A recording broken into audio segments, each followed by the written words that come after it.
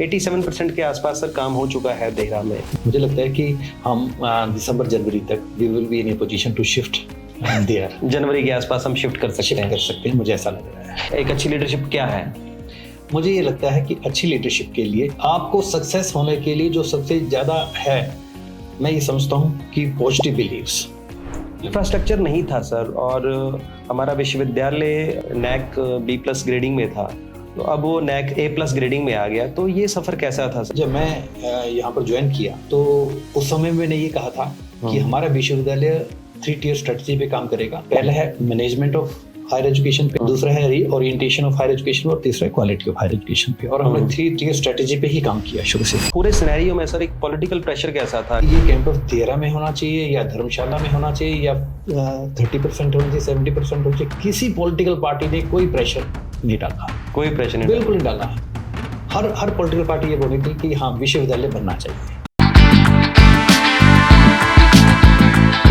आज हमारे news room में एक ऐसी पर्सनैलिटी हैं जिन्होंने हिमाचल की शिक्षा में क्रांति लाई है।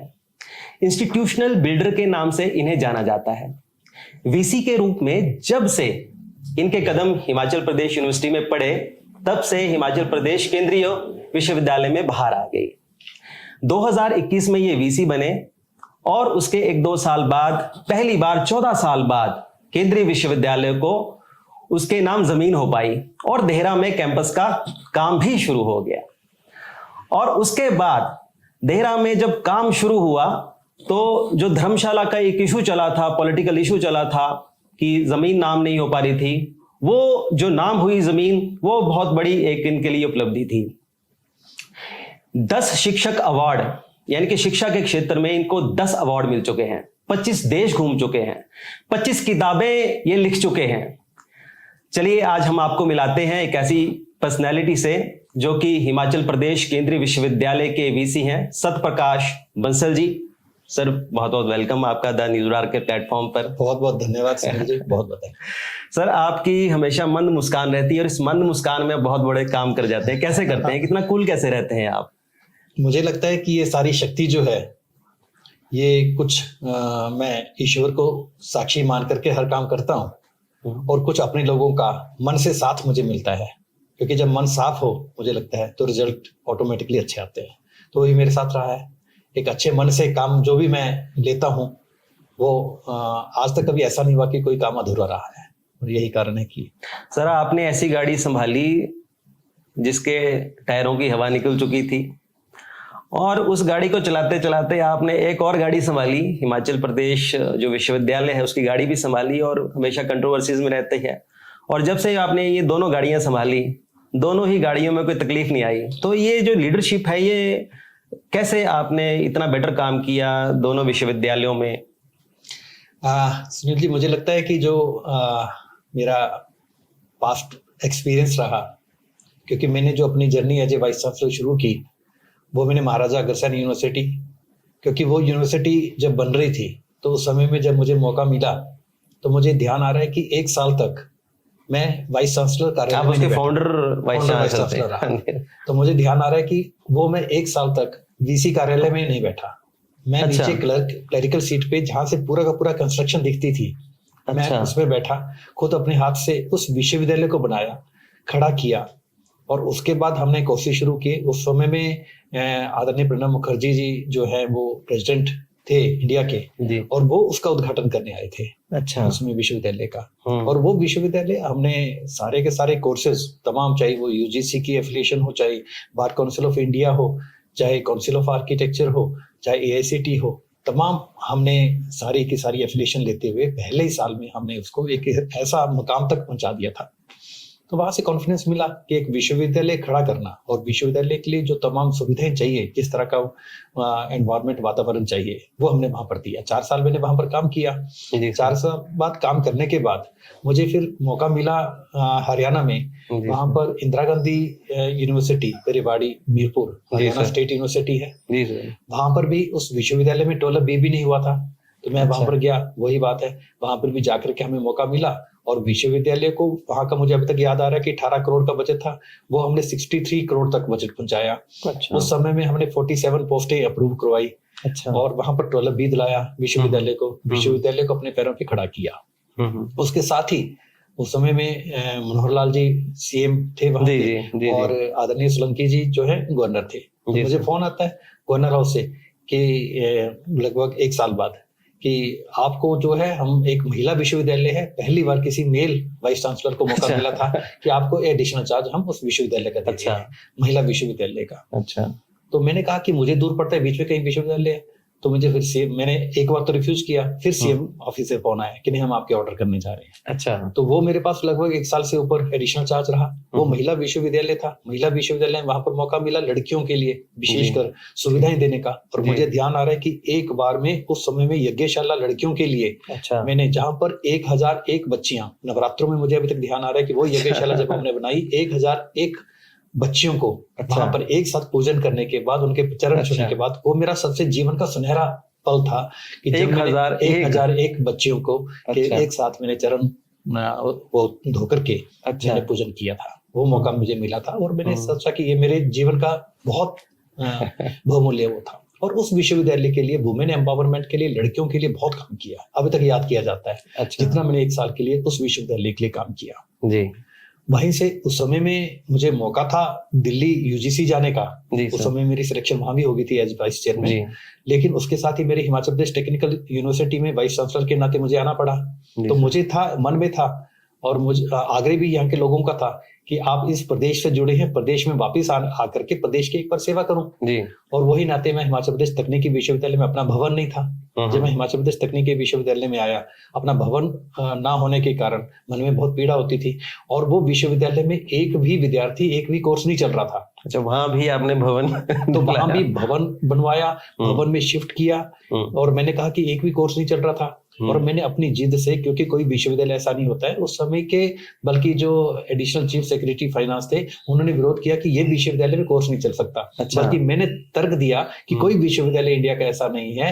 एक्ट और स्टैट्यूट ये बोलता है कि हर विश्वविद्यालय टीचिंग विश्वविद्यालय होगा, एफिलेटिंग होगा नहीं होगा वो बात का विषय है। तो हमने अपने साथ वहाँ एफिलेट सारे कॉलेज, इंजीनियरिंग कॉलेजेस भी थे, और हमने 7 विषयों में पढ़ाई भी शुरू की वहां पर, जो आज पोस्टें भी आ गई है और वहां पर वो पोस्टें भरी भी जा रही हैं और वो विषय चल भी रहे हैं। उसके बाद मुझे मौका मिला हिमाचल प्रदेश केंद्रीय विश्वविद्यालय का, जैसे आपने कहा, और साथ ही कुछ महीनों बाद मुझे हिमाचल प्रदेश विश्वविद्यालय के वीसी बनने का। तो मुझे लगता है कि इतिहास में केंद्रीय विश्वविद्यालय वाइस चांसलर, क्योंकि हमारा विजिटर प्रेसिडेंट ऑफ इंडिया हमारे यहाँ देखते हैं और वहां पर गवर्नर हमारे चांसलर हैं, तो दोनों में एक तरह का बहुत ज्यादा फर्क भी था। उसके बावजूद भी मौका मिला, और मैं एक कह सकता हूं कि दोनों विश्वविद्यालयों में, क्योंकि वो मेरा एल्मा मैटर है जो हिमाचल प्रदेश विश्वविद्यालय है, तो वो भी मैंने ईश्वरीय प्रसाद समझ करके इसलिए एक्सेप्ट किया था कि मुझे मौका मिल रहा है अपने एल्मा मैटर को काम करने का। और मैंने वहां पर भी, क्योंकि आप शिमला के भी रहने वाले हैं और एक अलग तरह का लगाव है कि हिमाचल के लिए कुछ किया जाए। वहीं का विद्यार्थी रहा हूँ, वहीं का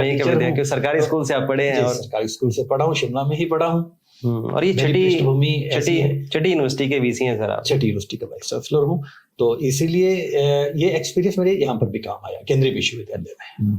सर, बच्चों में आफ्टर +2 के बाद या +2 से पहले भी एक लीडरशिप को बहुत रहता है कि जो अच्छा लीडर बन सकता है वो अच्छा समाज का निर्माण कर सकता है। तो सर, आप छोटे से 2-3 टिप्स दीजिए कि एक अच्छी लीडरशिप क्या है? मुझे ये लगता है कि अच्छी लीडरशिप के लिए सबसे आपको सक्सेस होने के लिए जो सबसे ज्यादा है, मैं ये समझता हूँ कि positive beliefs. Because when there are positive beliefs converted into your word converted into your action converted into your values, and ultimately your values converted into your habit, and your habit converted into your destiny। वही आपकी destiny बनती है जो आपके positive beliefs है, और वही आपको एक अच्छा लीडरशिप। मतलब अच्छा लीडर बनने के लिए सबसे पहले आपको शिद्दत से काम करना पड़ता है, एक अच्छे मन से, साफ मन से। और मैं हमेशा, अभी मैंने आपको बोला कि मैं हर काम को ईश्वरीय प्रसाद समझ करके करता हूँ, और उसमें मुझे कामयाबी भी मिलती है। तो जब अच्छी लीडरशिप में जब कोई लीडरशिप करता है तो प्रॉब्लम्स भी बहुत होती हैं। जब कोई अच्छा काम करता है तो वहाँ के स्टाफ की ओर से भी कई बार प्रॉब्लम्स क्रिएट होती हैं, और अगर आप किसी हिमाचल प्रदेश के किसी सरकारी पद पर विराजमान हो तो पॉलिटिकल इश्यूज भी आते हैं, तो उनको कैसे सॉल्व किया जाए सर? नहीं, ये ओबियस है। हाँ, और ये चैलेंजेस तो आते हैं, मेरे साथ जैसे आपने बताया, एक तरफ मेरे पास केंद्रीय विश्वविद्यालय जो कि दिल्ली से चलता है, वहाँ सरकार हमारी दूसरी है, और यहाँ जो स्टेट यूनिवर्सिटी थी वहाँ बीच में सरकार चेंज हुई और मैंने 3 बार त्याग पत्र भी दिया, मेरा त्याग पत्र एक्सेप्ट नहीं हुआ, तो वहां पर विरोधाभास भी रहा। लेकिन मैंने कहा कि जहां मन साफ हो, ट्रांसपेरेंसी से अगर आप काम कर रहे हो, अल्टीमेटली जीत जो है आपके ट्रांसपेरेंसी की, ईमानदारी की, साफ मन से काम किए की होती है, और वही दिखता है, वो लोगों को भी दिखता है, सबको दिखता है कि जिस शिद्दत से, साफ मन से अगर आप काम कर रहे हो, ट्रांसपेरेंसी से काम कर रहे हो, तो कहीं दिक्कत नहीं आती, फिर कहीं विरोधाभास नहीं रह जाता। जुलाई 2021 में आपने सर पद संभाला ये वीसी के रूप में केंद्रीय विश्वविद्यालय का, और 2008 में ये यूनिवर्सिटी हमें मिली, और उसके बाद कई सालों तक इसका कैंपस इसलिए नहीं मिल पाया क्योंकि स्टेट गवर्नमेंट की ओर से जमीन उनके नाम नहीं हो पा रही थी, केंद्रीय विश्वविद्यालय के नाम, और इसके कई रीजंस थे। पॉलिटिकल इश्यूज बहुत बड़ा था यहाँ पे देहरा और खासकर धर्मशाला को लेकर। तो 2021 में आप वीसी बने और विद इन 1 ईयर ही आपने जमीन हस्तांतरित करवा दी। तो ये सफर कितना टफ था, मतलब उसके कुछ लोग भी जानना चाहेंगे कि ये कैसे हुआ मिरेकल, जो पहले 14 साल में मिरेकल नहीं हुआ, वो आपने कैसे उस मिरेकल को किया? देखिए, मैं बिल्कुल सच्चाई से बात करूंगा। जब मैंने यहाँ ज्वाइन किया, मुझे कई लोगों ने बोला कि आपने इस इशू को नहीं छेड़ना। अच्छा। मैंने बोला क्यों नहीं छेड़ना? कि नहीं, पहले भी बहुत हुआ, इस पे बहुत चर्चा हुई, बहुत डिस्कशन हुआ, ये पॉलिटिकल मुद्दा बन चुका है, और इस पे आपने जितना चुप रहेंगे, मुझे चारों तरफ से यही प्रेशर था कि इस पे कुछ नहीं करना। अच्छा। और मुझे लगता है कि मैंने पहले 1 महीना स्टडी किया, मैंने चीजों को स्टडी किया, मैंने मंगवाया। सारा मंगवाने के बाद सबसे पहले मैंने यहाँ धर्मशाला का देखा, धर्मशाला का क्या स्टेटस है। तो मैंने देखा कि जो रिपोर्ट थी जियोलॉजिकल सर्वे ऑफ इंडिया, जी। वो मैंने रिपोर्ट मंगवाई, वो रिपोर्ट मैंने पढ़ी, चंडीगढ़ से टीम आई हुई थी, वो मैंने देखा कि वो रिपोर्ट रिजेक्ट हो चुकी है। तो वो रिपोर्ट फिर मैंने वहाँ कलकत्ता जो उनका हेड ऑफिस है, वहां मैंने पर्सनल बात की, और मैंने उनको कहा कि मैं दोबारा इसका सर्वे करवाना चाहता हूँ। अच्छा। तो बोले आपने खुद पर्सनली इसको गो थ्रू किया, सारी चीजों को पर्सनली लिया। फिर मैंने कलकत्ता जब हेड ऑफिस में बात की, तो उन्होंने बोला कि आप एक लेटर लिख दीजिए। हमने एक लेटर लिखी, मैंने लेटर लिखने के बाद फिर वहां परस्यू किया, तो मतलब उनका 1 महीने बाद ही जवाब आ गया। उन्होंने कहा कि ठीक है, हम आपका हम 4 लेवल पे वो करेंगे। एक आपका सॉइल टेस्टिंग द्वारा होगी, जो हमने एनआईटी हमीरपुर भेजी सॉइल टेस्टिंग, उन्होंने टीम को भेजा, टीम को उन्होंने 3 बार भेजा, चंडीगढ़ टीम आई, चंडीगढ़ से उन्होंने टीम को लिया, कलकत्ता से वहां लोग आए और 3 विजिट उन्होंने की। मैंने अपने जो हमारे एक्सपर्ट्स हैं, यहाँ टीचर भी हैं, अमरीश महाजन है जो है ना, इस तरह के हमने पूरी अपनी टीम बनाई, टीम को साथ भेजा, और कहीं कोई प्रेशर नहीं डाला, बिना दबाव के उन्होंने जितना भी सर्वे किया, सर्वे करने के बाद अल्टीमेटली जब उनकी रिपोर्ट आई तो रिपोर्ट पॉजिटिव आई। अच्छा। तो हमने पहला स्टेप तो ये हमने किया।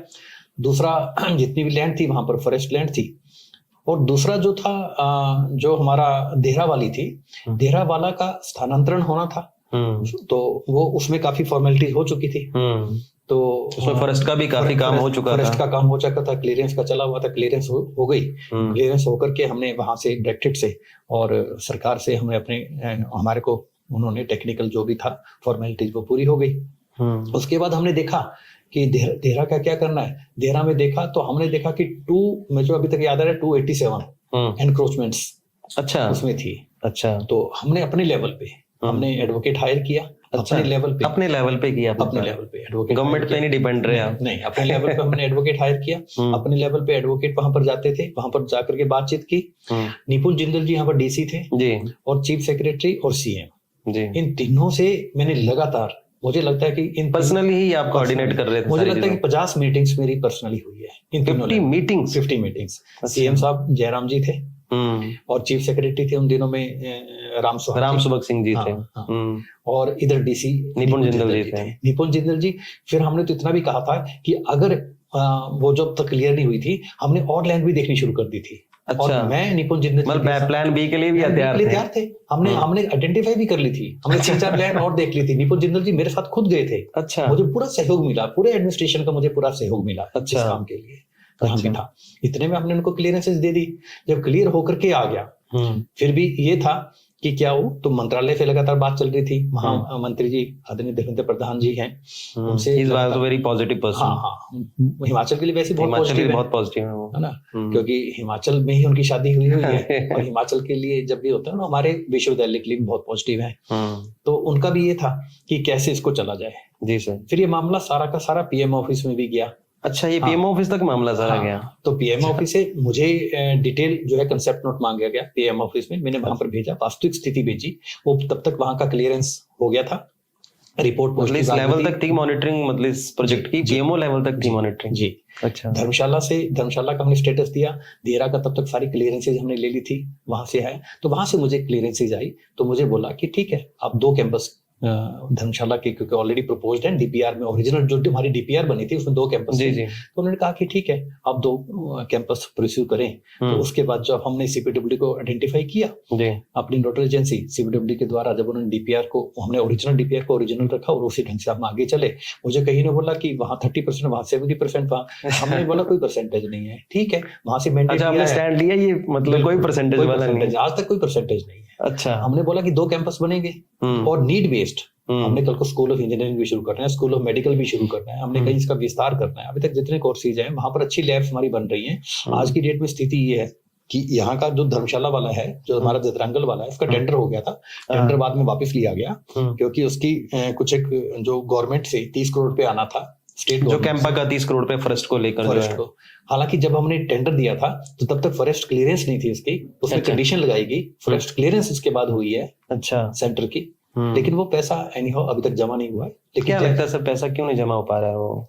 मुझे लगता है कि हो सकता है कि स्टेट की फाइनेंशियल कंडीशन की वजह से, लेकिन मैं आश्वस्त हूँ वो पैसा जमा होगा और वो भी शुरू होगा। हमारी तरफ से सारी फॉर्मेलिटीज पूरी है, सारा कुछ, उसका मास्टर प्लान बन चुका है, सब कुछ बन चुका है, जैसे ही पैसा जमा होगा वैसे ही उसका काम भी शुरू हो जाएगा। तो बाई चांस सर 1-2 साल और लटकता है पैसा, तो फिर और कोई मतलब जैसे आपने मिरेकल बाकी चीजों जगह में किया, यहाँ भी कोई मिरेकल नहीं, और से कुछ पैसा लैप्स नहीं होगा, पैसा रहेगा और वो कैंपस भी जैसा हमारा मास्टर प्लान में है वो रहेगा। तो मुझे लगता है कि यहाँ पर भी बनेगा, लेकिन आज की स्थिति है कि देहरा में कैंपस 87% काम पूरा हो गया है, 87% administrative block, academic blocks, residences, health centre, और आगे विस्तार करने के लिए अभी हमने एक प्रपोजल भेजी है, वहाँ का भी ऑडिटोरियम हम साथ में, और कुछ एक वहाँ का स्टेडियम, और मेरी स्पोर्ट्स को लेकर के स्पोर्ट्स एकेडमी बनाने का है, प्रदेश की पहली एकेडमी होगी स्पोर्ट्स एकेडमी, अच्छा, हिमाचल में खुलेगी, क्योंकि वो मैं जब हरियाणा में मैंने बताया 2 विश्वविद्यालयों का कुलपति था, अच्छा, वहाँ हमने स्पोर्ट्स एकेडमी खुली थी, अच्छा, और आपको ताजुब होगा कि उस स्पोर्ट्स एकेडमी के माध्यम से अभी बच्ची जो है वहाँ ओलंपिक तक पहुंची थी, वहां से, हाँ वहां से, अच्छा, हाँ, तो बहुत बड़ी बात है, हाँ, है ना। तो मैं तो जब वहां पर कुलपति था महिला विश्वविद्यालय में, अच्छा, मुझे उसका छिल्लर, मनुष्य छिल्लर जो मिस यूनिवर्स अच्छा थी, अच्छा, जो वो भी वहां की थी, अच्छा, वहां की विद्यार्थी थी, डॉक्टर पढ़ाई कर रही थी, तो मैंने यही बोला कि मैंने यहाँ पर बात भी की है, मंत्रालय में भी बात की है, जिस दिन हमारी यहाँ अकेडमी खुल गई, स्पोर्ट्स अकेडमी, हाँ स्पोर्ट्स अकेडमी, तो अकेडमी जो है स्पोर्ट्स के अच्छे, आपने देखा होगा पिछले 4 साल से हमारे को एसोसिएशन ऑफ इंडियन यूनिवर्सिटीज की गेम्स ऑल इंडिया लेवल पे हमारे पास अपना इंफ्रास्ट्रक्चर न होते हुए हमने बहुत सक्सेसफुली हमने गेम्स जो है यहाँ का आयोजन किया है। 5 मुझे लगता है कि आपने स्पोर्ट्स इवेंट किए हैं, स्पोर्ट्स इवेंट्स किए बिना किसी स्पेस के, ये अपने आप में बहुत बड़ी अचीवमेंट है सेंट्रल यूनिवर्सिटी के। Successfully we got appreciation letter, अच्छा, इस बात के लिए बहुत अच्छी है, बहुत हमने, और इसका ये हुआ कि जब मंत्रालय में मीटिंग चल रही थी तो खेलो इंडिया और फिट इंडिया मूवमेंट जो पूरे देश भर का एक प्रोजेक्ट है जो चला हुआ है, उसका इवेल्युएशन करने के लिए और उसके क्या गैप्स रहे हैं और आगे क्या होना चाहिए, उसका कंसेप्ट पेपर बनाने के लिए जब ये चर्चा हुआ कि कौन सा विश्वविद्यालय इस काम को कर सकता है, तो वहां पर यही बात आई कि बिना इंफ्रास्ट्रक्चर के केंद्रीय विश्वविद्यालय धर्मशाला हिमाचल ने बहुत अच्छा काम किया, अच्छा, तो मुझे चेयरमैन बनाया, वहां को नोडल यूनिवर्सिटी बनाया, जितनी भी देश भर की स्पोर्ट्स यूनिवर्सिटी है उनमें मैंने विजिट किया, एक 400 पेज का कंसेप्ट पेपर हमने तैयार किया, अच्छा, खेलो इंडिया फिट इंडिया को लेकर के। 87% के आसपास सर काम हो चुका है देहरा में जी। तो अभी वहां पे बिजली और पानी की स्थिति कैसी है सर?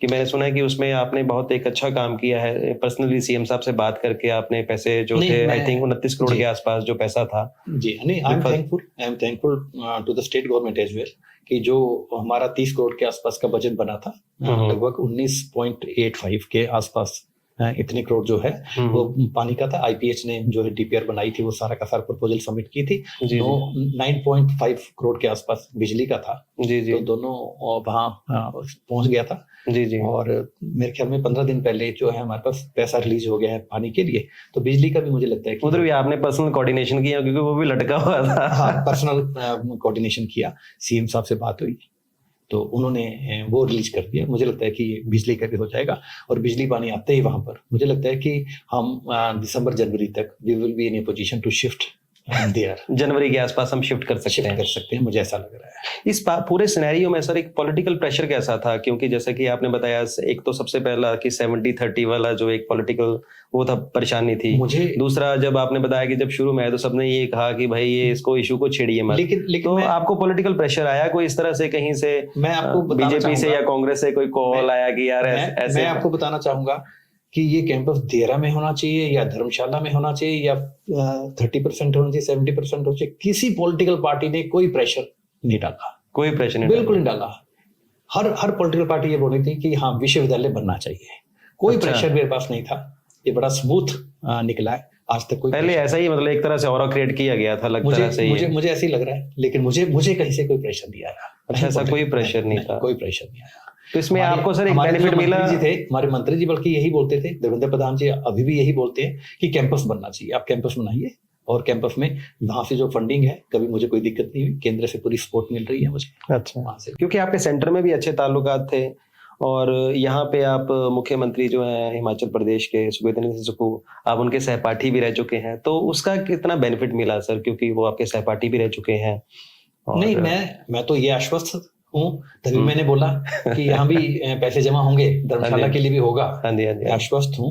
उन्होंने कभी मुझे सीधे तौर से आज तक कभी डिनाइल नहीं किया इस बात को लेकर कि मैं नहीं कराऊंगा जमा। मैं जब भी उनके पास गया, उन्होंने हमेशा ये बोला कि हाँ मैं कराऊंगा। लेकिन हो सकता है कि आर्थिक स्थिति कुछ ऐसी हो प्रदेश की। और जो दूसरा है पानी बिजली का, वो मैंने कहा कि 30 करोड़ रुपया, उन्होंने 20 करोड़ रुपया रिलीज कर दिया। 10 करोड़ रुपया जल्दी हो जाएगा, रीच हो जाएगा। अच्छा है। देखिए, जहाँ विश्वविद्यालय बनता है, विश्वविद्यालय बनने के लिए पूरे एरिया की डेवलपमेंट होती है। हमने तो अभी देखा है, अभी जहाँ हमारा एट प्रेजेंट 3 कैंपसेज है, शाहपुर में है, धर्मशाला में है, देहरा में है। हम देहरा में चले भी जाएंगे तब भी शाहपुर में हमारे कुछ कोर्सेज चलते रहेंगे। शाहपुर बंद नहीं होगा? मतलब शाहपुर बंद नहीं होगा, धर्मशाला बंद नहीं होगा। अच्छा, ये बंद नहीं होंगे? ये बंद नहीं होंगे। देहरा में शिफ्ट होने के बाद भी यहाँ पर कुछ मतलब अगर देहरा में शिफ्ट करते हैं तो शाहपुर में क्लोज नहीं करेंगे, शाहपुर में चलता रहेगा। शाहपुर भी चलेगा और धर्मशाला भी चलेगा, ये चलते रहेंगे। तो उस नाते मुझे ये लगता है कि जहां विश्वविद्यालय बनता है, विश्वविद्यालय में आसपास के डायरेक्टली इनडायरेक्टली इतनी एम्प्लॉयमेंट जनरेट होती है, वहां की आर्थिकी इतनी सुदृढ़ होती है वहां का। क्योंकि है एग्जांपल देहरा में, देहरा की प्रॉपर्टी से सर 10 से 20 गुना रेट बढ़ गए।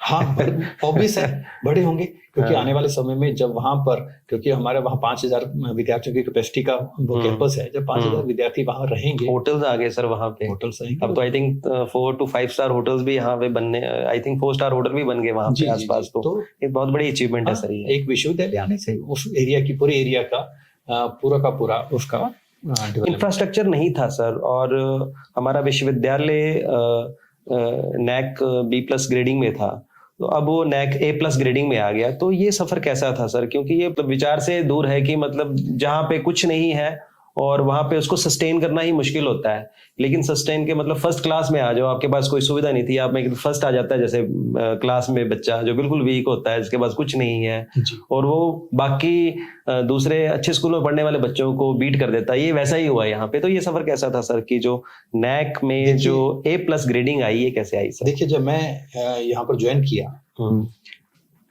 तो उस समय मैंने ये कहा था कि हमारा विश्वविद्यालय 3 tier स्ट्रेटजी पे काम करेगा।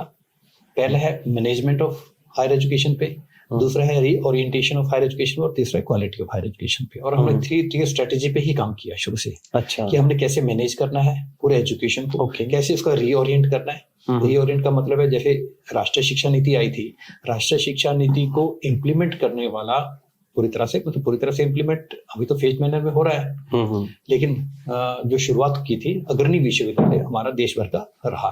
न्यू एजुकेशन पॉलिसी, जो national education policy, national education policy. क्योंकि जब मैं कुलपति था रेवाड़ी में, उस समय में उनका बेंगलोर में हेड ऑफिस होता था, कस्तूरी रंगन जी की अध्यक्षता में कमेटी बनी थी। उस समय मेरा कई बार वहां जाना हुआ। जब एनईपी बने थे। एनईपी के विषय में बाद में आता हूँ, लेकिन आपने नैक पूछा। नैक पूछा तो उस समय में, क्योंकि नैक का खुद मैं विजिट करता हूँ, नैक ग्रेडिंग देने के लिए चेयरमैन, एज ए चेयरमैन बहुत विश्वविद्यालय में गया हूँ, बहुत सारे इंस्टीट्यूशंस में गया हूँ, मुझे पता है कि कहाँ कितना सफर तय करना है। उस दिन से लेकर के जब हमने मुझे याद आ रहा है जब मैं मीटिंग ले रहा था, तो मैंने कहा कि रिसर्च में इस यूनिवर्सिटी को हमने रिसर्च यूनिवर्सिटी बनाना है। मैंने तब ये काम दिया, हर फैकल्टी को बोला कि स्कूपस हर एक की पब्लिकेशन होगी। आज की डेट में 1200 स्कूपस पब्लिकेशंस हमारे फैकल्टी की है। आज की डेट में एच इंडेक्स उस समय में जो 23 होता था, आज की डेट में 67 एच इंडेक्स हमारे विश्वविद्यालय का है। उस समय में जब एक पेटेंट था, जब मैंने मीटिंग ले रहा था, आज की डेट में हमारे पास 2021 का मतलब बाद की बात है जी। और आज की डेट में हमारे पास 40 पेटेंट्स हैं, है ना। मैंने खुद अपना एग्जांपल दिया कि मैं शुरुआत करता हूँ, आज की डेट में 15 पेटेंट्स मेरे अपने हैं, आपके अपने हैं, मेरे अपने हैं, है ना। तो मुझे लगता है कि उस समय में जब हमने यात्रा शुरू की, मैं मानता हूँ कि कई चीजों में हम आगे नहीं थे, लेकिन हमने 1 साल दिन रात हमने जो उस पर काम किया, क्योंकि मेरा एक्सपीरियंस था, मैं खुद विजिट करता था नैक में, हमने क्या क्या करना है, किस तरह से एसएसआर में जाना है। हमने जो रिपोर्ट बनाई, रिपोर्ट में कहीं 70% थर्ड पार्टी इवैल्यूएशन थी, और रिपोर्ट एक अच्छी होनी चाहिए। रिपोर्ट को बनने के लिए जो सारा तमाम होना चाहिए, उस चीज पे हमने ध्यान दिया। वो कई 7 क्राइटेरिया थे, 7 क्राइटेरिया के लिए। और जब हमारा यहाँ का चल रहा था, तो मैं एचपीयू का वाइस चांसलर था, तो वहाँ वाइस चांसलर जाती, वहाँ का भी नैक करवाना पड़ा मुझे, वहाँ भी ए ग्रेड आया। अच्छा, वहाँ भी हाँ, तो वहाँ नैक करवाया। वहाँ जो हमें गैप लगे, वो गैप हमें यहाँ पूरे किए। अब यहाँ पर आपने खुद बोला कि B+ था, B+ से मतलब हमारा टारगेट तो था कि हम A++ में आएंगे। हमने इतनी तैयारी की हुई थी, और इतना हमने अच्छा सारे हर पैरामीटर पे हम खरे उतरे। अब उन्होंने एक चीज को जो था कि हमारे पास अपना इंफ्रास्ट्रक्चर ना होते हुए, ये कमेंट है उनके, उसमें हमारी ग्रेडिंग बहुत ज्यादा है, अपना इंफ्रास्ट्रक्चर ना होते हुए फिर भी जो सुविधाएं होनी चाहिए, जो चीजें होनी चाहिए, जो लर्निंग होना चाहिए, जो आउटकम लर्निंग है, एक्सपीरियंशियल लर्निंग है, जिस तरह का कम्युनिटी आउटरीच है, जो 15 विलेजेस हमने गोद लिए हुए हैं, वहां पर काम है। विद्यार्थियों को लेकर के हमारा और स्टूडेंट लर्निंग को लेकर के जो है, उसमें हम खरे उतरे, बहुत अच्छा हमारा था। रिसर्च को लेकर के हमारा, तो अल्टीमेटली आउट ऑफ 4 3.42, यानी कि 3.5 पे A++, हाईएस्ट ग्रेड है 3.5। हमारा 3.42 था, वेरी क्लोज टू A++। लेकिन हमें सेटिस्फेक्शन थी कि हम A+ पे हैं, क्योंकि A+ से बहुत ऊपर थे हम। अगर मान लो मैं अपील में जाता तो A++ मिल जाता। But otherwise I was satisfied कि नई यूनिवर्सिटी है, नई यूनिवर्सिटी के नाते B+ से हमने A+ पे आए हैं। लेकिन ऐसा नहीं है कि हमने बहुत मुश्किल से A+ लिया है। मैं उस पॉइंट पे आ रहा हूँ 3.42, यानी कि हम बहुत कंफर्टेबली A+ पे आए हैं। और A+ पे आते ही सबसे पहली चीज है, हमारे को रिकॉग्नाइज किया, अंतरराष्ट्रीय स्तर पे रिकॉग्निशन मिली। यूनिवर्सिटी ग्रांट्स कमीशन ने हमारी ग्रेडेड ऑटोनॉमी दी। ग्रेडेड ऑटोनॉमी मिलते ही हम एंटाइटल्ड हुए कि हम ऑनलाइन कोर्सेज चला सकते हैं। हमने डेब, डिस्टेंस एजुकेशन ब्यूरो जो है यूजीसी का, वहां पर हमने अप्लाई किया। और उस नैक का हमें ये फायदा रहा कि नैक में हम एक रिसर्च यूनिवर्सिटी की तरफ तो बढ़े। मैंने बोला कि हमारा एच इंडेक्स बढ़ा है, हमारे वेब साइंसेस में, हमारे स्कूपस में, हमारे research paper, quality research papers बहुत बड़े हैं। आज की डेट में कह सकता हूँ कि इस रीजन की बेस्ट हमने लैब में मुझे याद आ रहा है कि जब हमारी नैक की टीम आ रही थी, 9 करोड़ रुपए लैब्स के लिए हमने खर्च किया। 9 करोड़ रुपीस लैब्स को, रिसर्च लैब्स को बहुत स्ट्रेंथन किया हमने। आज हमारे पास ऐसे इक्विपमेंट्स हैं, ऐसे इंस्ट्रूमेंट्स हैं। लैब में स्पेस कम है, लेकिन हमने सुविधाएं तमाम दी। इक्विपमेंट्स हैं हमारे पास बड़े बहुत अच्छे हैं। आप शाहपुर में जाएं, वहां साइंसेज को देखें, बहुत बड़े बड़े इक्विपमेंट्स हैं, बहुत अच्छे इक्विपमेंट्स हमने वहां दिए हैं, पूरी तमाम सुविधा दी है। तो आज हमारे को वो जो ग्रेडेड ऑटोनॉमी मिली, बहुत कम यूनिवर्सिटीज ऐसी हैं जहां हमारे को ऑनलाइन एजुकेशन में हमने जो है मिनिमम 5 में अप्लाई किया था। आज हमारे को MBA अप्रूव हो गया है। MBA में 500 सीटें ऑनलाइन एजुकेशन के लिए। ऑनलाइन एजुकेशन में हम एंटर कर गए हैं। 5 कोर्सेज मिले हमारे को। 5 कोर्सेज में बहुत इंपॉर्टेंट कोर्सेज हैं सर ये ना। MBA है, MBA मिला, MBA में 500 सीटें मिली। MCA मिला, 200 सीटें मिली। MA political science, MA history और MA इकोनॉमिक्स, ये ऑनलाइन। अब ऑनलाइन का फायदा मैं आपको बताता हूँ। ये बड़ा इंटरेस्टिंग है सर। ये मुझे लगता है कि पूरे देश भर के बच्चों को ये बहुत इंपॉर्टेंट बात है। ये किया है ऑनलाइन एजुकेशन को लेकर के। एक तरफ तो हमने NEP की बात कर रहा था, मैं NEP के साथ इसको लिंक करूंगा। हमने जब NEP इम्प्लीमेंट किया, पहला यूनिवर्सिटी है, बहुत कम यूनिवर्सिटी है देश की, जहां पर 2025 में NEP के तहत एक 4 साल का बैच निकलने के बाद हमारा पोस्ट ग्रेजुएशन बैच एंटर कर गया है। यानी कि 4 साल की ग्रेजुएशन हुई थी, 4 साल की ग्रेजुएशन पूरी करने के बाद, यानी कि 25 में 4 साल की ग्रेजुएशन की, तो 2020 में ये एनईपी आया था, 21 में हमने इम्प्लीमेंट कर दिया, 21 में इम्प्लीमेंट कर विद 1 ईयर ही। हाँ, बहुत। और ये रेयर यूनिवर्सिटीज ऑफ इंडिया में रेयर यूनिवर्सिटीज है। हाँ, अभी तक कई यूनिवर्सिटीज हैं जिन्होंने अभी तक मतलब वो अच्छी इम्प्लीमेंट ही नहीं किया इसको ठीक से। तो इसका मतलब हमने 21 में इम्प्लीमेंट किया हमने, तो 4 साल का मतलब है कि 1 साल में जो एग्जिट करेगा तो उसको सुविधा है, उसको हम 1 साल का सर्टिफिकेट कोर्स देंगे, दूसरे साल में जो एग्जिट करेगा उसको हम डिप्लोमा देंगे, तीसरे साल में जो एग्जिट करेगा उसको हम डिग्री देंगे, बैचलर डिग्री देंगे, चौथे साल में जो एग्जिट करेगा उसको डिग्री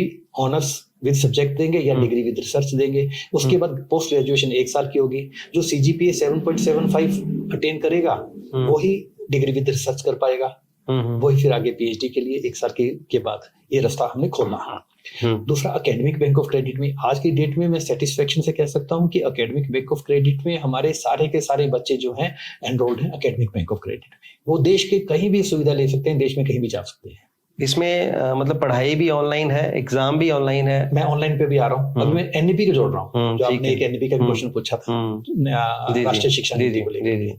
तीसरा, राष्ट्रीय शिक्षा नीति में एक बहुत 2 क्लॉज थे जो हमने इम्प्लीमेंट किए। एक तो ये था कि उन्होंने अलाउ किया था dual degree, joint degree, twin degree programme. Okay, है ना, पहले मैं इस पे आता हूँ। और दूसरा, उन्होंने इंटरनेशनलाइजेशन भी हमने इम्प्लीमेंट किया। इंटरनेशनलाइजेशन में हमारे देश का पहला विश्वविद्यालय बना जब हमने अंतर्राष्ट्रीय स्तर पे कोलैबोरेशन करके Indiana university of Pennsylvania USA के साथ हमने हमने MBA 1 साल, यानी कि विद्यार्थी 1 साल यहाँ लगाएगा, 1 साल यहाँ पढ़ेगा, ज्वाइंट डिग्री मिलेगी उसको। इंडियाना यूनिवर्सिटी पेंसिल्वेनिया टॉप सरकारी गवर्नमेंट यूनिवर्सिटी है USA की, उनके साथ हमने MOU साइन किया है। और 1 साल जो वहां विद्यार्थी लगाएगा उनको ज्वाइंट डिग्री जो है हमारे विश्वविद्यालय के और उनके विश्वविद्यालय, देश का पहला विश्वविद्यालय ज्वाइंट डिग्री देगा अंतर्राष्ट्रीय। ये तो अंतर्राष्ट्रीयकरण, ये तो बहुत बड़ा एक्सपोजर है बच्चे के लिए, 1 साल यहाँ पढ़ना, 1 साल वहां पढ़ना। बहुत क्वेरीज आ रही है इसमें, तो बहुत क्वेरीज आएंगी। जी। और हमारे आए अचीवमेंट बहुत बड़ी है। तो अभी डेलीगेशन आया था इंडियन यूनिवर्सिटी पेंसिल्वेनिया से, उनके साथ भी हमने ये किया है अंतर्राष्ट्रीय स्तर पे। एक एक्सपेरिमेंट ये हमारा रहा जो हमने किया। दूसरा, अब ऑनलाइन पे आता हूँ। अब जो मैं बोल रहा हूँ ना, हमने dual degree, joint degree, twin degree किया है। अब ड्यूल डिग्री का मतलब ये है कि बच्चों को पता ही नहीं है अभी तक कि एक बच्चा जो मान लीजिए MA हिस्ट्री कर रहा है, हमारे बच्चे हैं यहाँ पर MA हिस्ट्री कर रहे हैं और वो साथ में MBA करना चाहते हैं। ओके, तो वो साथ जब तक उनकी MA हिस्ट्री होगी तब तक उनकी MBA कंप्लीट हो जाएगी ऑनलाइन। अच्छा, और ड्यूल डिग्री साथ कर सकते हैं। ड्यूल डिग्री हमने अडॉप्ट कर लिया है UGC का ये रेगुलेशन। अच्छा, यानी कि यहाँ पर कोई भी विद्यार्थी कोई सर्टिफिकेट कोर्स कर रहा है, कोई डिप्लोमा कोर्स कर रहा है, कोई डिग्री कर रहा है। इवन हमारे पास बच्चे, हमारे अपने बच्चे जो अभी MSc कर रहे हैं, MSc फिजिक्स कर रहे हैं, उन्होंने अपना इंटरेस्ट दिखाया कि वो साथ MBA भी करेंगे ऑनलाइन। और एक और मैं बताऊं कि हमने एक प्रावधान किया है कि कोई भी विद्यार्थी, वो चाहे हमारा अपना विद्यार्थी है, वो चाहे किसी और यूनिवर्सिटी का विद्यार्थी है, कुछ और कोर्स कर रहा है या कुछ भी नहीं कर रहा, वो एडमिशन ले रहा है, या कोई हैदराबाद से, बेंगलोर से एडमिशन ले रहा है, या फिर आउट ऑफ कंट्री एडमिशन ले रहा है ऑनलाइन, किसी विद्यार्थी को यहाँ पर एक भी बार आने की आवश्यकता नहीं पड़ेगी, ना कोई एग्जाम सारा का सारा हमने बड़ा फुल प्रूफ सिस्टम हमने यहाँ रखा है। हर विद्यार्थी को घर बैठे ही ऑनलाइन एग्जाम की सुविधा, और वो भी फुल प्रूफ, मतलब आने की जरूरत ही नहीं है किसी विद्यार्थी को यहाँ पे। विद्यार्थी स्कैनर में होगा, स्कैनिंग मतलब वो हमने पूरा वो कर लिया है, प्रूफ है, हमने एजेंसी के साथ हमने टाई अप कर लिया, सब कुछ कर लिया है। विद्यार्थी वहीं बैठ करके ऑनलाइन एग्जामिनेशन देगा। एक भी बार उसको ना डिग्री आने के लिए, वो हमने यहाँ पर जो ABC में बता रहा हूँ, एकेडमिक बैंक ऑफ क्रेडिट और NAD का जो है, NAD एक पोर्टल बना हुआ है, NAD में हमने कर दिया। अब तो डिग्री भी हम डिग्री अपने हाथ से बना करके देते थे, अब तो NAD में विद्यार्थी मार्कशीट भी और डिग्री भी एक क्लिक करेगा, अपनी डिग्री सारा ऑनलाइन सिस्टम कर देगा। तो बहुत बड़ी बात है, ये सुविधा हमने दे दी है। बच्चे को आने की जरूरत ही नहीं है, एक बार भी, नॉट अ सिंगल विजिट। जी, तो एक MBA वाला विद्यार्थी साथ MCA कर सकता है, एक MCA वाला विद्यार्थी साथ MA पॉलिटिकल साइंस कर सकता है। ये ड्यूल डिग्री हमने चलाई है यहाँ पर, ये ड्यूल डिग्री भी कर सकता है। और एक और एक्सपेरिमेंट हमने किया। अच्छा सर, एक और एक्सपेरिमेंट हमने, जो अनूठा एक्सपेरिमेंट है, वो भी देश का पहला विश्वविद्यालय बना। अच्छा, स्किल को लेकर के। स्किल पे बहुत काम किया आपने। स्किल को लेकर के जो हमने स्किल को लेकर के काम किया है वो ये है, आपने देखा होगा कि जो हमारे देश के आंकड़े हैं, हमारे देश के आंकड़े के मुताबिक हमारे पास स्किल जो है, स्किल रेशियो वो केवल 4% है। अगर मैं साउथ कोरिया की बात करता हूँ तो 96% है। अगर यूके की बात करता हूँ, यूके में, यूएसए में, चाइना में, सब में स्किल, जापान में ओरिएंटेड कंट्रीज स्किल ज्यादा है। स्किल ज्यादा है। हमारे पास स्किल क्यों नहीं है? हम कई बार एनएसडीसी हमारे है, हम स्किल की बात करते हैं, लेकिन वो चीजें कई बार कागजों में रह जाती है, उभर करके नहीं आ रही है। आज की डेट में अगर अभी प्रधानमंत्री मोदी जी सेमीकंडक्टर टेक्नोलॉजी की बात कर रहे थे, अभी चाइना गए हुए थे, वहां पर भी जाकर अभी मैं पीछे ताइवान गया था, गवर्नमेंट ऑफ इंडिया डेलीगेशन में गया था, ताइवान गया था। ताइवान में हमने सेमीकंडक्टर लैब में हमने विजिट किया, जो कि 80-85% टेक्नोलॉजी पूरी दुनिया को दे रहा है। उसके साथ हमने, हमारे विश्वविद्यालय ने अभी एमओयू साइन किया है। अच्छा, हाँ, तो वो देश वो क्या फायदा होगा सर उसका ज्यादा? आज आगे आने वाला समय एआई का है, आने वाला समय सेमीकंडक्टर का। सेमीकंडक्टर क्या है? सेमीकंडक्टर में चिप बनती है, चिप का साइज जितना छोटा होता जा रहा है तो डिटेल इंफॉर्मेशन और चिप के द्वारा सैटेलाइट ये वो सारा का सारा वो चिप में है, वही सेमीकंडक्टर है। यानी कि जितनी एडवांसमेंट होती जा रही है, जितने आर्टिफिशियल इंटेलिजेंस की बात कर रहे हैं, आने वाले समय में जितना भी स्किल, जितनी जॉब्स हैं वो एआई में है। एआई का समावेश हमने अपने सिलेबसेस में कर लिया है। अच्छा, अभी हमने स्किल में किया है। ये पहला विश्वविद्यालय और नया अनूठा एक्सपेरिमेंट होगा कि हमने हर विद्यार्थी जो कि डिग्री करके निकलेगा, वो चाहे यूजी अंडर ग्रेजुएट की डिग्री करके निकलेगा, चाहे वो पोस्ट ग्रेजुएट की डिग्री करके निकलेगा, उसकी डिग्री तब तक कंप्लीट नहीं मानी जाएगी जब तक वो सर्टिफिकेट कोर्स 10 क्रेडिट का कंप्लीट नहीं करेगा। अच्छा, मैं दोबारा रिपीट करूं ये बहुत बढ़िया कि एक विद्यार्थी अभी तक तो ऐसा था कि विद्यार्थी चला जाता था। अब हमने क्या किया, मैं आपको एक एग्जांपल देता हूं। मान लीजिए फिजिक्स का विद्यार्थी है जी। फिजिक्स के विद्यार्थी की जॉब एवेन्यू, हमारे पास 30 विद्यार्थी हैं। 30 विद्यार्थी में हमने उनको बोला है कि कहीं ना कहीं जहां थ्योरी इंडस्ट्री गैप है ना, इंडस्ट्री एकेडमिया गैप है, उसको पूरा करने के लिए आप इंडस्ट्री के साथ टाई अप करो। अब उन्होंने इंडस्ट्री के साथ टाई अप किया। एक मान लो सेमीकंडक्टर इंडस्ट्री है, सेमीकंडक्टर टेक्नोलॉजी को वो करती है, उनको 10 विद्यार्थी चाहिए। ठीक है, तो हमने कहा कि उनके साथ मिलकर के अपना करिकुलम तैयार करो 10 क्रेडिट का। अच्छा, वो 10 क्रेडिट का जो विद्यार्थी, जो मैंने बोला ना सर्टिफिकेट, एडिशनल सर्टिफिकेट कंपलसरी कर दिया है, वो क्या है, वो थ्योरी बेस्ड नहीं है, वो प्रैक्टिकल बेस है। आज की डेट में आपने देखा कई इंजीनियरिंग करने के बाद वो सड़कों पे क्यों घूमते हैं? क्योंकि उनके पास वो इक्विपमेंट ही नहीं है, उनके पास स्किल ही नहीं आया। आपको मैं बोलता हूं कि आप कल 4 ऐसे विद्यार्थियों को बुला लो जिन्होंने बीटेक की है इलेक्ट्रिकल में, और आप अपना स्विच खराब कर दो, उनको बोलो स्विच ठीक कर दो, वो बोल रहा है कि मैं तो इंजीनियर हूं, मैं कोई टेक्नीशियन थोड़ा ना हूं, इलेक्ट्रिशियन थोड़ा ना हूं। अच्छा, अब जब तक उसको स्विच नहीं ठीक करना आएगा वो इंजीनियर बन ही नहीं सकता, नहीं बन सकता। वो है स्किल। क्योंकि आज किसकी बुकत है? आप इंजीनियर को थोड़ा बुलाएंगे, आप एक इलेक्ट्रिशियन को बुलाएंगे, क्योंकि इलेक्ट्रिशियन अब फॉरेन कंट्रीज में, जो मैं स्किल की बात कर रहा हूं, वहां पर एजुकेशन शुरू से लेकर के, right it from primary education, वहां स्किल, उनके जो माइंड है ना, वो स्किल ओरिएंटेड है शुरू से लेकर के। उनमें जिसमें स्किल नहीं है ना, इसकी पूछते ही नहीं है। आज की डेट में हमारे पास विद्यार्थी कॉर्पोरेट में जाता है, कॉर्पोरेट में बोलते हैं आप क्या पढ़ा रहे, हमारे को क्या पता, हमारे पास तो ये रिक्वायरमेंट आप दे ही नहीं रहे। वो स्किल गैप है। तो वो पूरा करने के लिए हमने उनको कहा कि आप सेमीकंडक्टर, मैं एक एग्जांपल दे रहा हूँ फिजिक्स का, कि आप सेमीकंडक्टर के साथ उन इंडस्ट्री के साथ टाई अप करो, उनकी करिकुलम वैसा बनाओ, 10 क्रेडिट का सिलेबस बनाओ, वहां पर उनकी प्रैक्टिस कराओ। इसके साथ साथ 1 महीने की छुट्टियां होती हैं, है ना, सैटरडे संडे होता है, उन दिन उसमें क्लासेस लगाओ, ऑनलाइन लगवाओ, उतने क्रेडिट्स पूरे करो, और 10 क्रेडिट का हमारा डिग्री में मेंशन होगा कि इस विद्यार्थी ने ये स्किल एनहांसमेंट कोर्स किया है, और उसके साथ सर्टिफिकेट हम देंगे, पूरा सर्टिफिकेट या हम देंगे या ज्वाइंट में देंगे इंडस्ट्री के साथ मिल करके। अब विद्यार्थी जो भी निकलेगा, चाहे वो एमबीए करके निकल रहा है, चाहे वो बीकॉम करके निकल रहा है, चाहे वो कोई भी स्ट्रीम का है, वो साथ में स्किल की प्रैक्टिस करके निकल रहा है। मतलब जॉब ओरिएंटेड यूनिवर्सिटी होगी ना ये, जॉब ओरिएंटेड। हम जॉब को जॉब से नहीं देखता हूं, मैं बोलता हूं कि हमने जीआर को इंप्रूव करना है, ग्रोस एनरोलमेंट रेशियो को। मैं हमेशा ग्रोस एनरोलमेंट रेशियो को नहीं बोलता हूं, मैं बोलता हूं ग्रोस एम्पावरमेंट रेशियो को इंप्रूव करना है। एम्पावरमेंट का मतलब है कि जब तक विद्यार्थियों का, अगर हम विकसित भारत 2047 की बात कर रहे हैं, विकसित भारत 2047 में हमारे को स्किल, मैं हमेशा कहता हूं कि आने वाले समय में लगभग 30 करोड़ जो है स्किल मैन पावर चाहिए बाकी देशों में, और वो मैन पावर 70% कैपेसिटी इंडिया में है।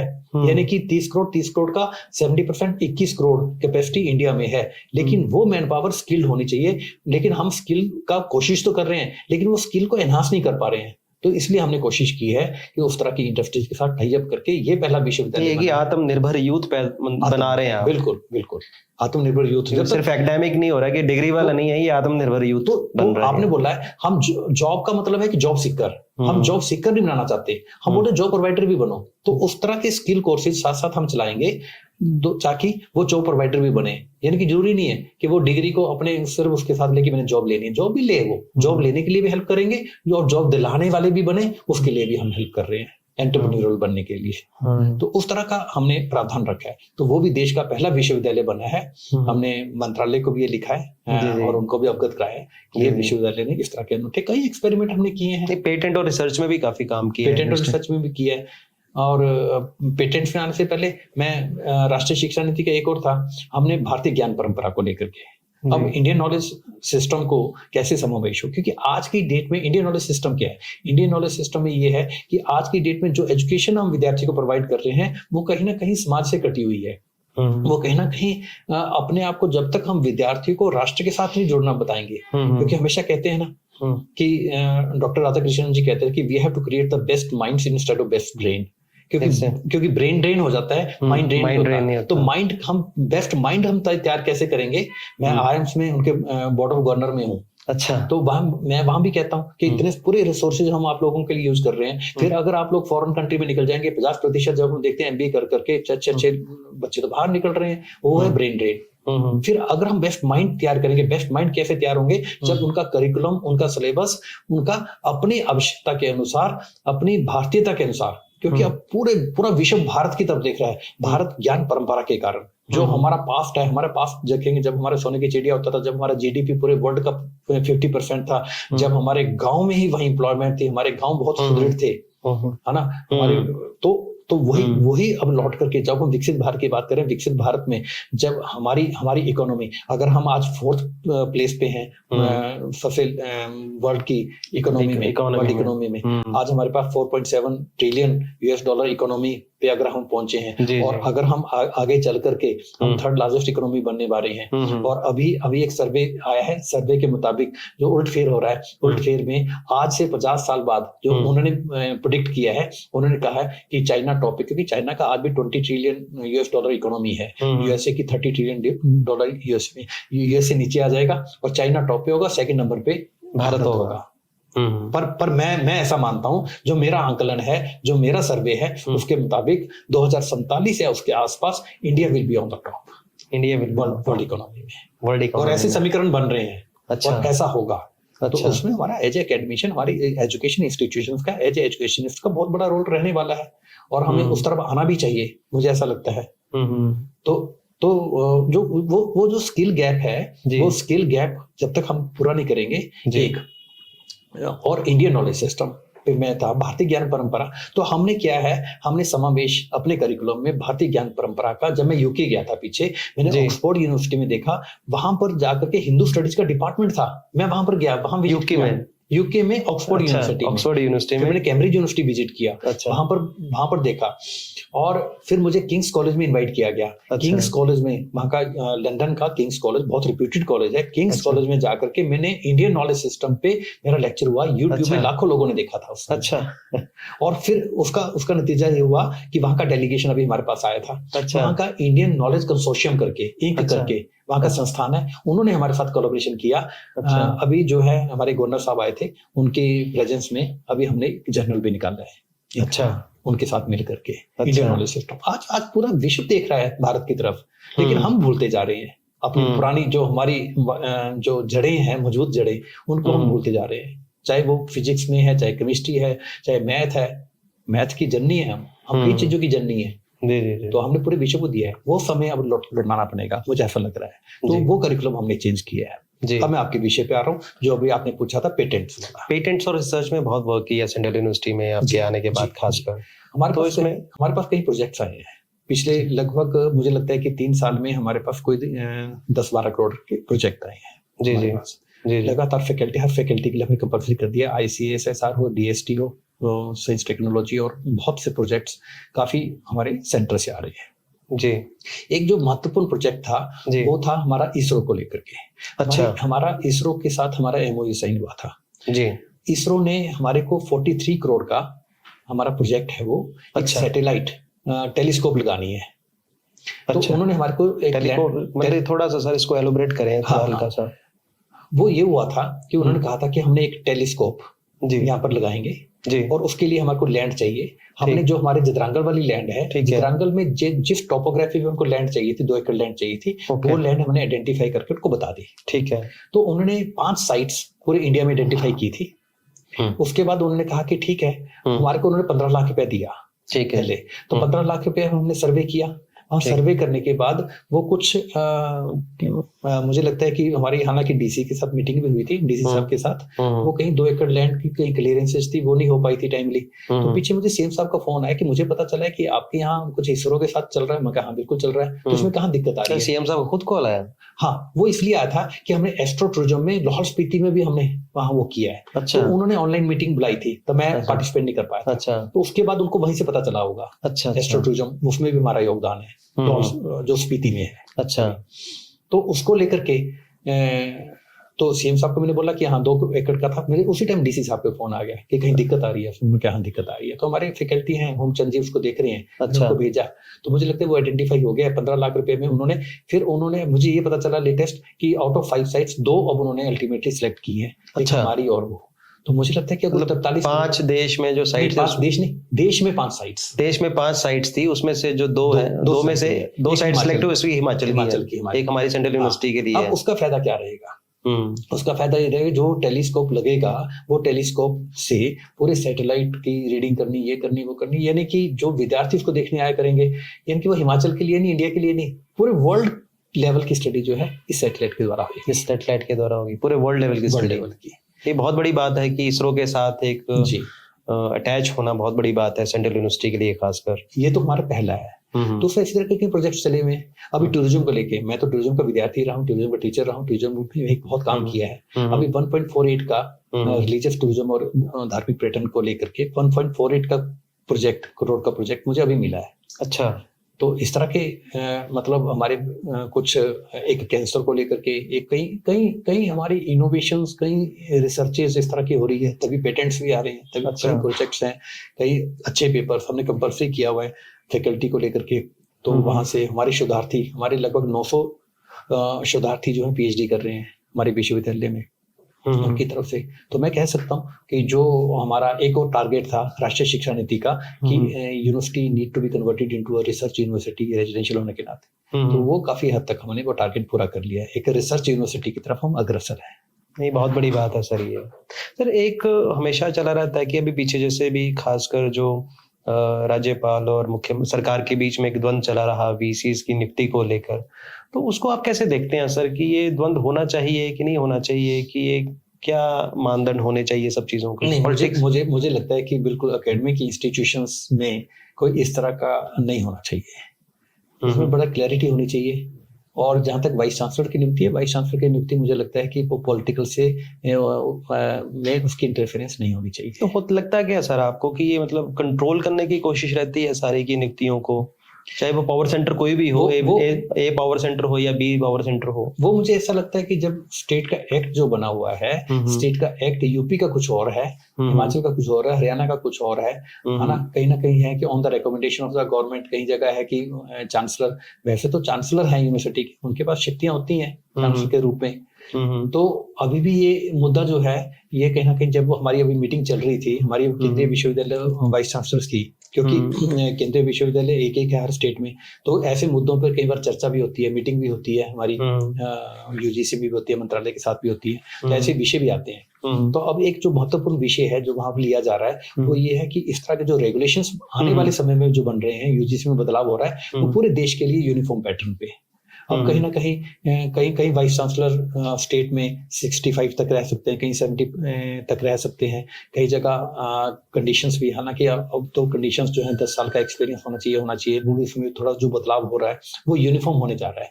तो मुझे लगता है कि जब जिस दिन ये यूनिफॉर्म हो जाएगा, पूरे देश के लिए एप्लीकेबल हो जाएगा इस तरह, तो ये जो प्रॉब्लम्स आ रही है ना, ये स्वतः ही दूर हो जाएगी। एक शिक्षाविद होने के नाते आपने ना नेशनल लेवल पे रिफॉर्म्स किए हैं सर, तो जैसे कि अलीगढ़ यूनिवर्सिटी है, जामिया यूनिवर्सिटी है, तो ये जैसे माइनॉरिटी का जो एक स्टेटस का एंजॉय करते हैं सर ये ना, तो ये आपको लगता है कि ये सब चीजें होनी चाहिए, ये स्टेटस वगैरह? देखो, विश्वविद्यालय तो विश्वविद्यालय है। मान लीजिए अलीगढ़ मुस्लिम यूनिवर्सिटी है, अगर हम टैग लगा देंगे कि वो माइनॉरिटी यूनिवर्सिटी और केवल एक पर्टिकुलर कम्युनिटी के लिए, ऐसा नहीं है। यूनिवर्सिटी है और यूनिवर्सिटी में कोई इस तरह का नहीं होना चाहिए, ये मैं पर्सनल बिलीव करता हूँ। जहां तक अभी आता है हमारा BHU है, JNU है, अच्छी यूनिवर्सिटी है। मैं तो पीछे आपने देखा होगा न्यूज में भी, नेशनल न्यूज में भी आया था, हम IIRF जब हमारी सर्वे हुआ था रैंकिंग, तो IIRF में हम 8th रैंकिंग में आए। तो 8th रैंकिंग में आना, और उसमें जितने पैरामीटर्स थे, जितने क्राइटेरिया थे, एक क्राइटेरिया था स्टूडेंट लर्निंग एंड इवैल्यूएशन का, उसमें हम टॉप पे, JNU से भी ज्यादा स्कोर हमारा आया, यानी कि फर्स्ट नंबर पे ऑल इंडिया में आना एक स्कोर। और रिसर्च वाली अभी बात कर रहे थे, रिसर्च में हम JNU के बाद 2nd नंबर पे आए। अच्छा, तो हम 8th नंबर पे, लास्ट ईयर हम जो है 49th रैंक में थे among the all central universities. इस बार हम 8th रैंकिंग पे आए हैं। तो वो जो स्कोर हमारा आया है, वो चाहे हम स्टेट और प्राइवेट को भी कंपेयर कर रहे थे, तो हमारा उनसे भी ज्यादा, मतलब 8th रैंकर पे, पूरे ऑल इंडिया में 8th रैंकिंग पे IIRF रैंकिंग में आना अपने आप में बहुत बड़ी उपलब्धि थी।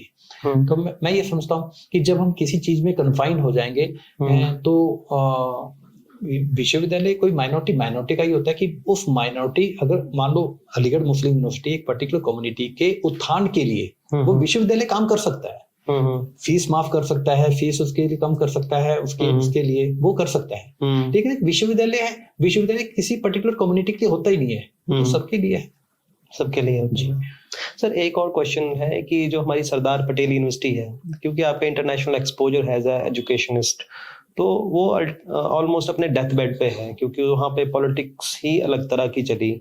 तो आप इसको कैसे देखते हैं सर कि ये डेथ बेड पे कैसे चली गई, और इसको कैसे अब वापस लाया जा सकता है, कैसे इसको सुधारा जा सकता है चीजों को? नहीं, मुझे ये लग रहा है कि वहां पर भी काम करने को है। देखो, जब विश्वविद्यालय बनता है तो एक जो राष्ट्रीय शिक्षा नीति का था, एक बहुत इंपॉर्टेंट जो लक्ष्य था, वो ये था कि क्लस्टर यूनिवर्सिटीज को बढ़ावा दिया जाएगा। क्लस्टर का मतलब है, हालांकि उसमें तो रिकमेंडेशन ये थी कि कहीं ना कहीं एक जो पॉकेट्स हैं, इवन डिस्ट्रिक्ट लेवल पे विश्वविद्यालय होगा। हमारे यहाँ पर भी 7 विश्वविद्यालय, हमारे मेडिकल यूनिवर्सिटी भी है, टेक्निकल यूनिवर्सिटी भी है।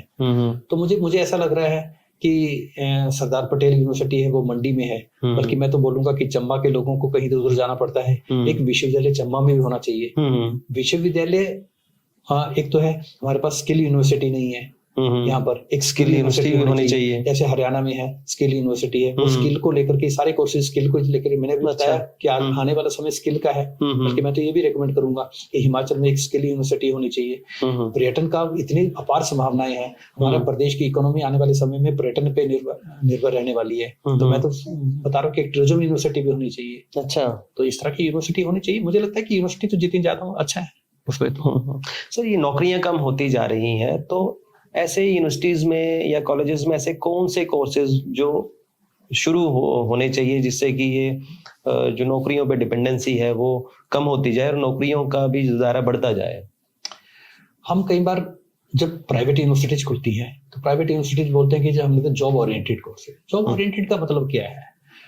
आप MA हिस्ट्री नहीं पढ़ाएंगे विद्यार्थियों को तो समाज के साथ कैसे जोड़ेंगे? आप MA पॉलिटिकल साइंस नहीं पढ़ाएंगे, हिंदी नहीं पढ़ाएंगे। आज की डेट में जब मैं विद्यार्थी था तो मेरे साथ जो बच्चे होते थे जो हिंदी कर रहे थे, हम उनको नालायक समझते थे कि नहीं ये हिंदी वाले हैं, नालायक है, हिस्ट्री पढ़ रहे हैं, अरे हिस्ट्री का क्या पढ़ना। आज पता चला कि वास्तव में हिस्ट्री का महत्व क्या है। मतलब हिस्ट्री के बिना तो कुछ भी नहीं है। अगर हमारे को हिस्ट्री का ज्ञान नहीं, कुछ भी नहीं है। आज हमारे को हिंदी का, आज हमने देखे हिंदी के प्रोफेसर देखे, हमारे चांसलर बेदी जी, उनको पद्मश्री मिला है अपने हिंदी के ज्ञान के कारण।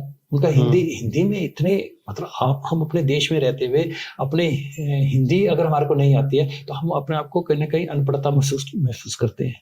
तो मुझे लगता है कि विषय अपने आप में सारे इंपॉर्टेंट होते हैं, और मैं इस बात से कहीं ना कहीं सहमत नहीं होता। आज आपने सर सेंट्रल यूनिवर्सिटी का ऐसा सफर बताया है जो मुझे लगता है कि अधिकतर लोगों को पता ही नहीं था कि ये अपने पैरों पे कैसे खड़ी हुई, कैसे इसने इतनी बड़ी इनोवेशंस की, किस लेवल पे इसने पेटेंट्स किए, रिसर्चेस की, और जो हमने तो इनोवेशन के लिए भी विद्यार्थियों को, इवन रिसर्चर्स को, अभी टीचर्स के लिए हमने सीड मनी का प्रावधान कर दिया है। अच्छा, यानी कि वो इनोवेशन लाए, आइडिया लाए, मैंने सीड मनी का प्रावधान कर दिया। अच्छा, कि वो इनोवेटिव आइडियाज लाए, इनोवेटिव अच्छा, आइडियाज को अच्छा, आगे कन्वर्ट करे, पेटेंट तक जाए।